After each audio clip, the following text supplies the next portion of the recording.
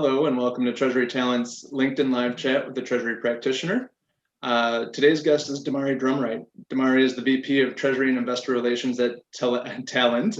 Damaari will be chatting with us about his career, his views of networking and relationships, and working, basically his view of the Treasury function based on his experience across banking, corporate treasury, and investor relations. We do have questions we'll be asking Damaari, but this is also your chance to ask questions to someone who's currently sitting in the Treasurer's seat. Scotty is monitoring the conversation, so please feel free to drop any questions that you have in the comments. We'll get them answered for you. Damaari, thanks for joining us. How are you today? I'm doing well. Thanks a lot for having me. Look forward to the conversation. Yeah, absolutely. The pleasure's all ours, and this is just a great opportunity to get your story out there because you have an awesome background. So we are joined by Simon and Scotty. Gentlemen, let's kick it off. Simon, we're going to start with you. I just thought I'd start by giving the listeners a quick summary of Damaari's background. So he started in the banking side of things, more on the trading side, before moving into the corporate treasury arena with Intel. Moved through treasury with Amgen and then Workday before moving into an assistant treasurer role at Blackhawk Networks, and then his current role with Talend. So Damaari, having started in the banking side, and then moving to corporate, what would you say have been some of the highlights of your career to date? So it's interesting as I think about where I started. I think my first job was actually on the options trading floor, where we had to run out there and kind of calculate limits on butterflies and straddles and condors and all these complicated option strategies where you had to run out there and calculate as fast as you could in your head. Then I moved eventually to the kind of on the to a trading desk. And I think the most interesting thing I learned on the trading desk was, most of the time you're executing transactions. There's, tons of transactions you're doing, big dollar, accuracy and speed are essential, but you're also being screamed at by someone, right next to you to do something. You have like a phone in your hand and you're typing, something on the computer. And I think kind of the core skill I learned there was the ability to work in sort of an intense environment, right? To still be able to maintain your wits about you in a tough and stressful situation. So I think coming out of that experience, everything seemed a little easier. After that, like you mentioned, I went to Intel, and for me at that time, it was really about exploring some different avenues on the corporate side. And I think my initial role, I was placed in a construction and facilities finance role, largely covering the Middle East, so something I had absolutely no experience in. But very quickly, I kind of was able to ramp up and find ways to add value. After that, I worked on a pretty major project, bringing a hedging program around capital equipment. So kind of establishing and developing that program, and also a risk and controls role where I looked to identify embedded derivatives in our contracts that were largely used to manage FX exposure. At Amgen, I think I initially went over there and I was in charge of a project to, we had certain containers that we stored product in, bulk product, and they made a change to the resin in a plastic. And so there was concern that could be, a risk from us to us on a product, from a product perspective, right? You can't mess up, the formula on a, biotech product. And so I did a number of things before ever experiencing Treasury.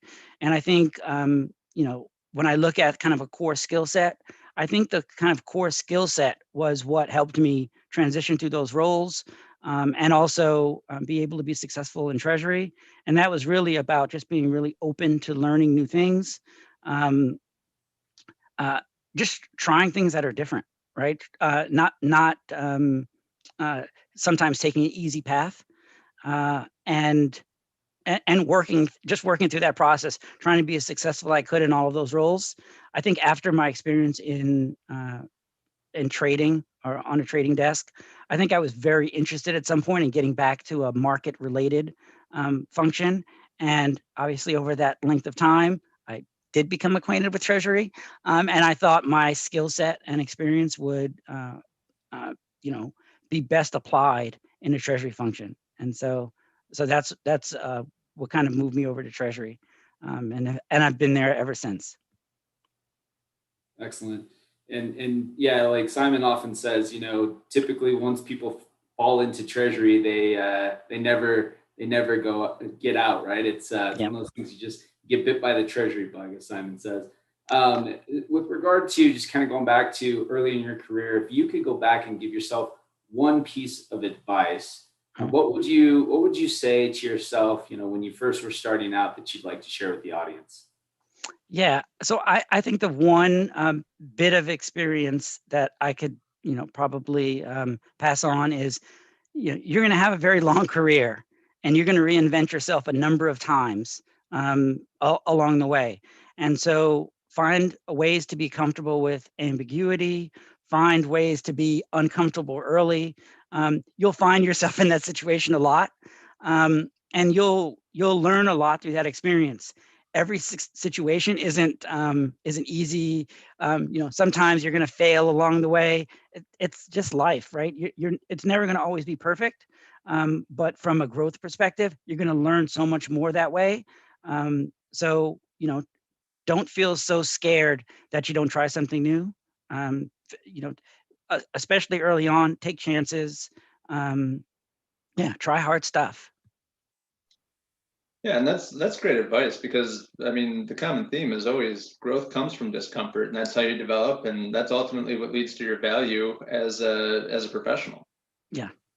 So, along the way, what's been your approach to networking and mentorship throughout your career, and what advice would you give to the audience in that regard? Yeah, so I think this one is a pretty interesting one for me. I think when I think about networking and mentorship, I think it falls back on, a personal passion of mine. Like, I like teaching and I like learning. And so when I think about the opportunity to mentor or network, in either case, it's about both, right? So when I network, I get to learn about so many different things, even if it's another person's view of something that I think I know very well. And sometimes through that experience, you learn more. Also, I think a kind of core part of not only a Treasury role, but most roles as you advance, you're really teaching people something, right? You're in the meeting because you know something well that someone else doesn't know. Early in your career, you don't always recognize that. When you get called into, this senior person's office to present, you're always so concerned that they're going to see something you did wrong. The reality is you're in there because you know this better than them. And so you have the opportunity to teach them. And so when you look at situations that way, even as it relates to, both networking and mentorship, you'll explain things to people. You'll be able to teach them about things. You'll be able to express your view. You'll hear their view. A lot of times when you mentor or teach someone something and you get questions, you learn almost as much as they're learning, because I've found at times, the hard question, you probably prepared for the hard question. Sometimes you haven't prepared well enough for the easy question, and you get a question, and what you're really looking for is your point to resonate to that other person. And if they don't get what you're saying, you don't get to just say, forget it, you don't understand. You probably need, 2 or 3 ways maybe to explain this to someone. Everyone doesn't learn the same way. And so the more you do that, the more you recognize, oh, I've seen this sort of question before. When I explain this, I probably should, include these other things, because this will provide a more holistic view to someone. And so I think when I look at mentorship, you try to look at situations that way. You also try to really listen to the other person to see, because a lot of times, what motivated you might not be what motivates someone else. I remember I had a role earlier in my career and I managed a team, and I wasn't that long out of school and had nothing to do but work, it felt like. And so I remember we'd get new projects and I was like, I want to be on that project. And I don't think they could have picked the number of hours that we had to be there that I wouldn't have said, oh, I'd love that idea. And I remember I did not understand at that time why wasn't everyone doing this? And I remember I got called in by a senior person, and he mentioned to me, he was like, I think you're being too hard on some of these teams. And I was like, why? And he said, well, some people want to do their job and go home, spend time with their family. You know, their goals might be different than, and motivations might be different from yours. And I remember it was early on, like I said, in my career, and that I had not even thought of that. Like, I'm like, well, why?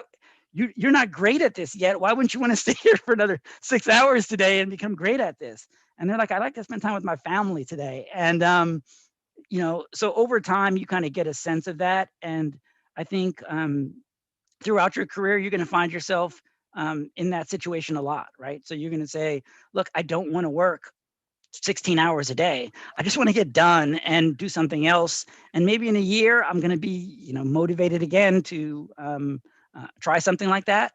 And so I think those conversations, whether it's networking or specifically mentoring someone, I think it's, you know, really understanding where they are, what their goals are, what their motivations are, and making and giving them advice that's most relevant to them.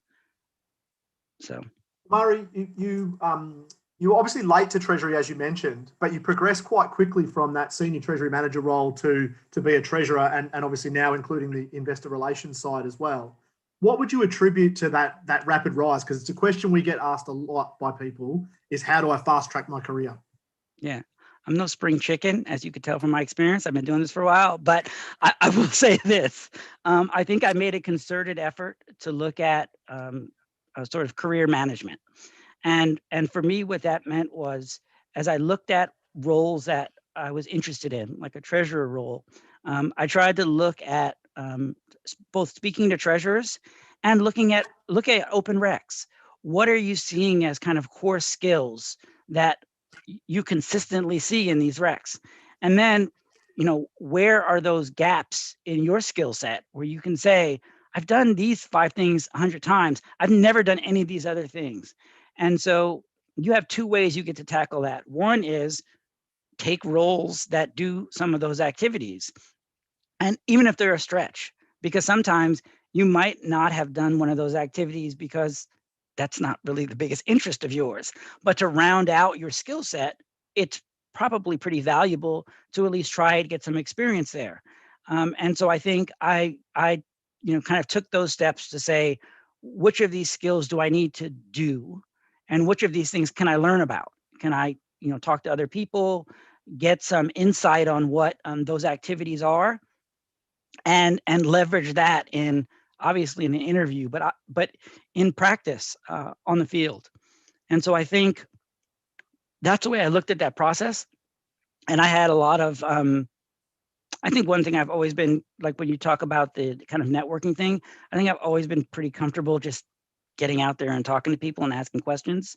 I don't think I think it's a learned behavior, not a inherent one. You know, it's funny because I don't see myself, and everyone looks at themselves, you know, differently. I don't love to go out there and do that. So it is definitely learned, where you say, look, you got to maintain these contacts, pick up the phone, call this person, ask questions. Sometimes those conversations are with people who you don't know well, and they land flat, where you're like, wow, that was not as fruitful as I expected. And other ones, you develop a stronger relationship. And, you know, over time, I mean, I found I can't think of a situation that's occurred where I don't feel like I can pick up the phone and ask someone. Like, I have someone who's a friend who I can say, hey, okay, I have this situation. Talk through this with me. And sometimes, even if they haven't done it specifically before, once again, my job is to explain it to them in a way that they can provide me feedback that's useful. And so, you know, you might have to simplify some things on the margins, but the reality is, you know, lay that out, understand the core skills you need to move up, and then, you know, look to close that gap. And so I think that was really helpful for me in shifting from focusing more on breadth to really narrowing it down to a role that was, you know, like a treasurer function. That was specifically what I wanted to do, and moving, you know, sort of intentionally towards that. It's great advice, Damaari, and just in keeping with that theme, now you've in this most recent role, you've added investor relations to the mix, and we were talking, prior to going live here about the fact that that's a big area of opportunity for you in terms of learning. You're learning new skills. So the first part to this question is, how has that made you a better treasury professional? And I'll have a follow up to this one. Yep. So as I look at the role, I look to up level the way I think about it. And when I think about it, and I think about how it translates to treasury, but translates across the board, that I start thinking the reality is what I'm trying to do in an investor relations role, but I'm also trying to do in a treasury role is use data to tell a compelling story. So, what data do I need to tell that, to support that story? But the reality is I'm using the same skill set that I've used a number of different times, because the reality is everyone doesn't want to look at a spreadsheet and everyone's not going to get it from a spreadsheet. So what's the story? How do I support that story with data? Another important one is when you think of partnership, right? For both roles, but so obviously for treasury, you work with a number of different groups in the organization. So it's really knowing how you leverage those relationships. How do you build effective partner relationship with different functions in the organization? And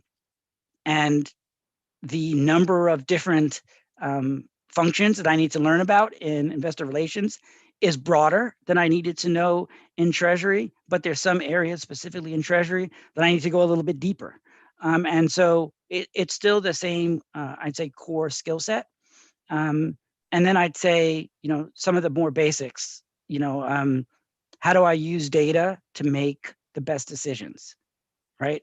And so as I referred earlier to kind of teaching, if I have to explain, there's so many different companies I've gone to where I think people don't know, like I've definitely received this question, what does treasury do? And this is from people who are, experienced people, but people don't know sometimes. It's just like a black box, right? And so I've created many what does treasury do sort of deck. And I think that's an important kind of skill set, right? So put that together. How do you sell the function? And once you sell the function, now let's get more granular, right? From a treasurer perspective, let's get more granular. Where can I help you? Where, what are those data points that I can provide you to help you make better decisions? That's excellent. And I think a lot of the answer to this next question I'm going to ask you is probably contained in what you just shared.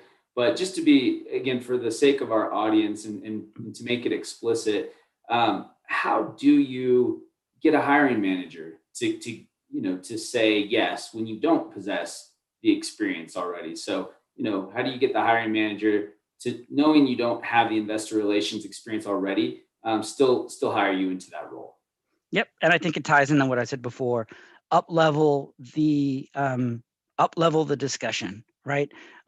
Being strategic doesn't require you to work in a strategy role, right? That's going to be something you're doing all the time.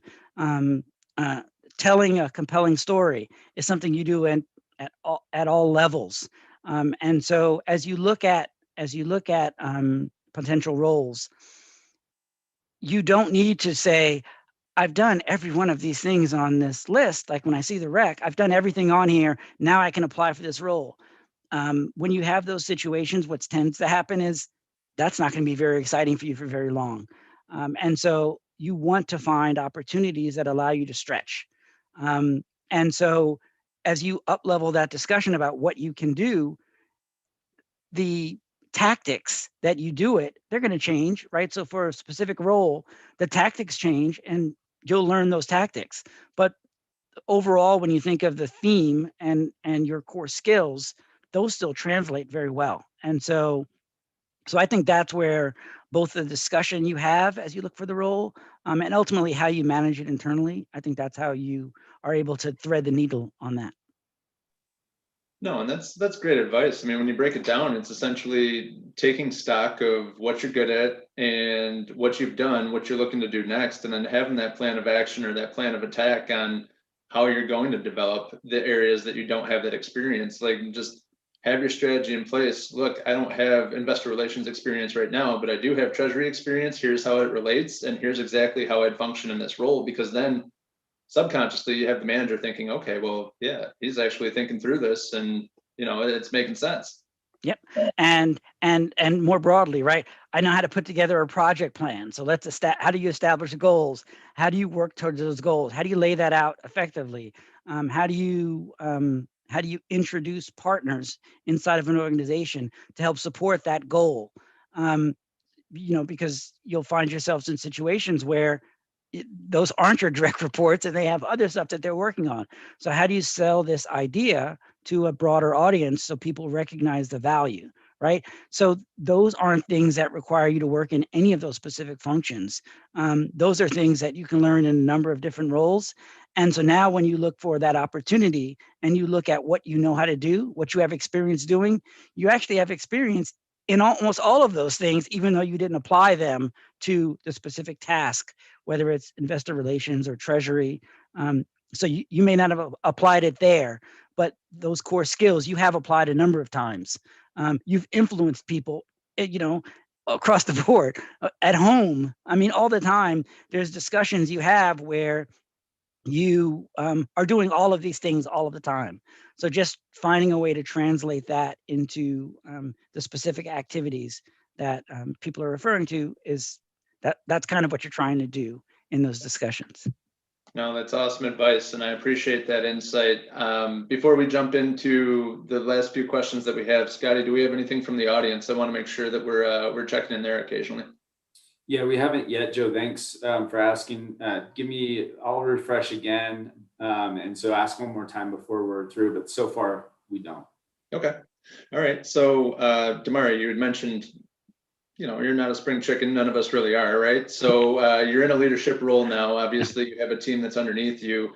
What are the key things that you look for in your direct reports when you're hiring? And I guess part two to that, and this is going to be kind of a double whammy here, but are soft skills or technical skills more important to you when you go to add to your team? Yeah, to me, it's much more about kind of passion and interest. And it's because I think it ties back to something I mentioned earlier. I should be able to teach you what you need. So if you have a question, even if I haven't done this specific thing, for one, you look for opportunities to help lead and direct people, provide them resources. And if they have the passion around it, then you start to see the results. So, once again, you don't have to have done something before for me to recognize your ability to learn something else. So when I look at that, so as an undergrad, I was an English major. You would not have said you're going to leave, from an English major, you're going to work on an options trading floor. That would not have been the natural progression. But when I thought about the critical thinking skills and these, the other skills that I picked up, it didn't seem like a big transition to me at all. But if you just looked at a resume, you might say, why would I pick this person to do it? And so I think when you have the passion around something, you find ways to learn it. Where other people feel like it's a chore or a job, it's exciting to you, right? And so you continue to want to know more and learn more. And so that's what I'm much more interested in fostering and finding ways to continue to have that grow. And sometimes you only have a number of opportunities in your organization, and you might have to find a time where, look, you've exhausted what we have readily available for you, and that might mean a role outside of the treasury function or even at another company. The reality is,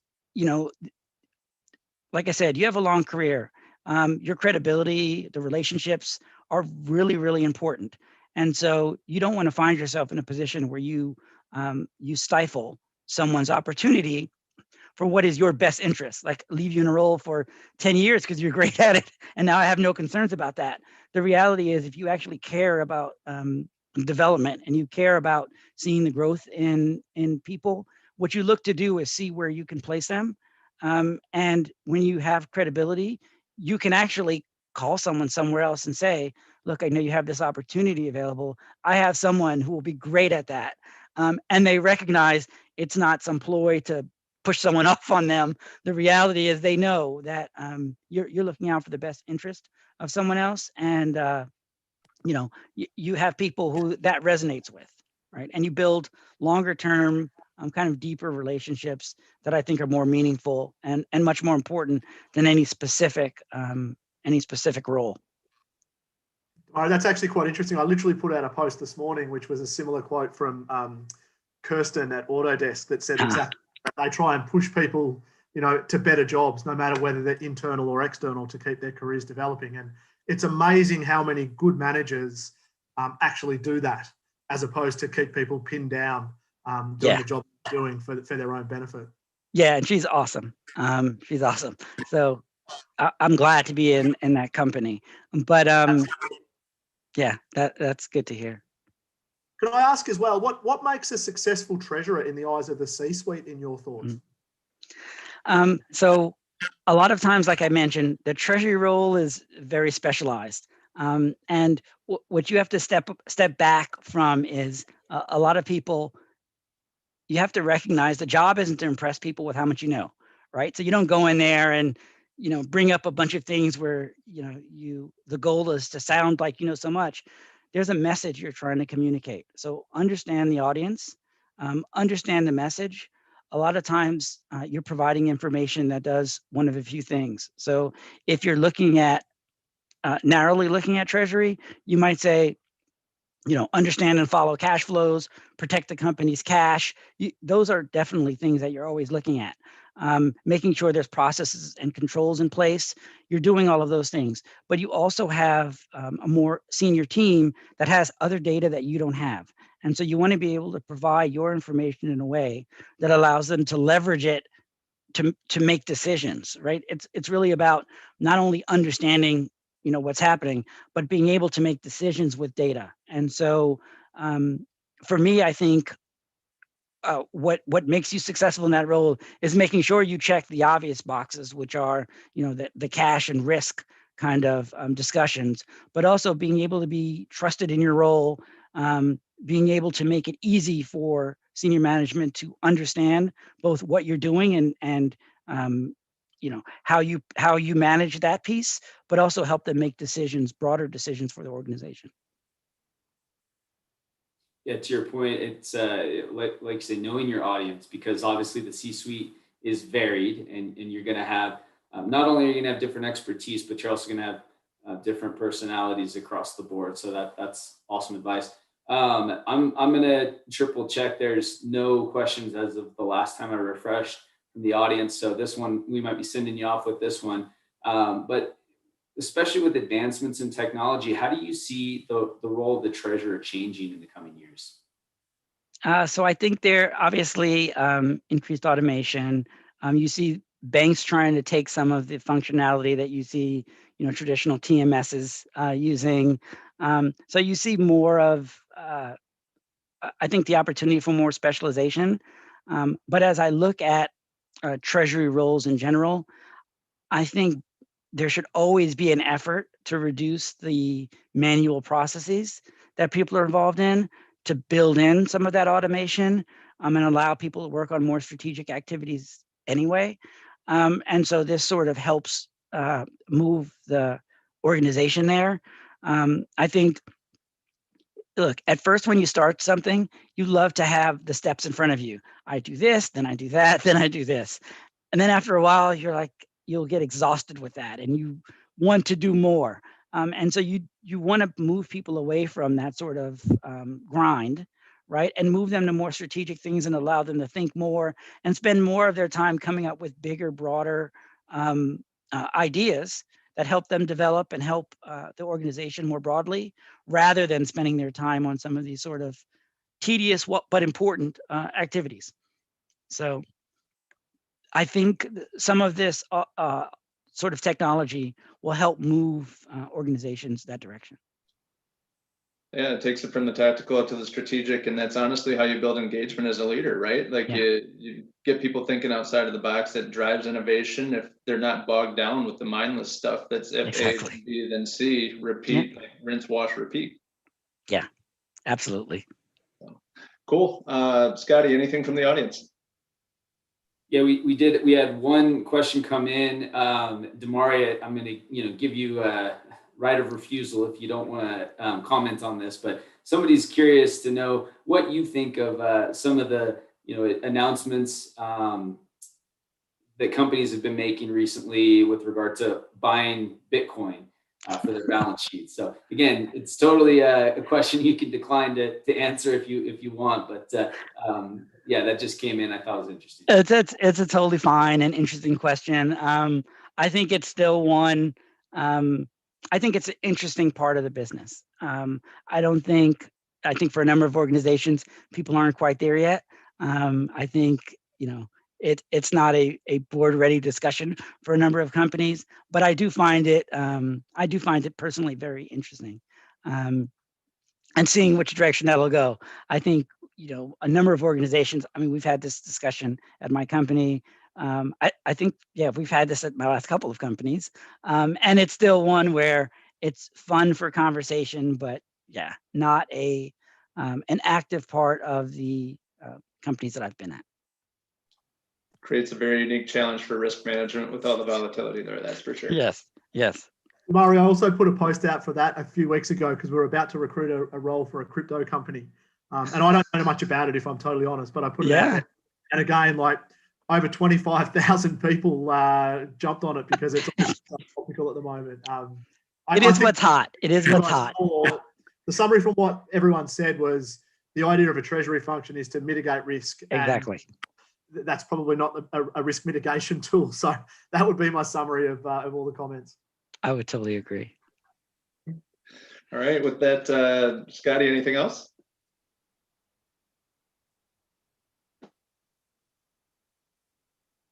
He's speechless. He'll chime in if we do have anything. With that, Damaari, thank you so much for your time and insight and advice to the audience here. It was a pleasure speaking with you, getting to know you a little bit better. And with that, Treasury community, we are going to take Damaari off the hot seat. Thank you very much for tuning in and for your questions. We will see you later. Thanks, Thank Damaari. you, guys.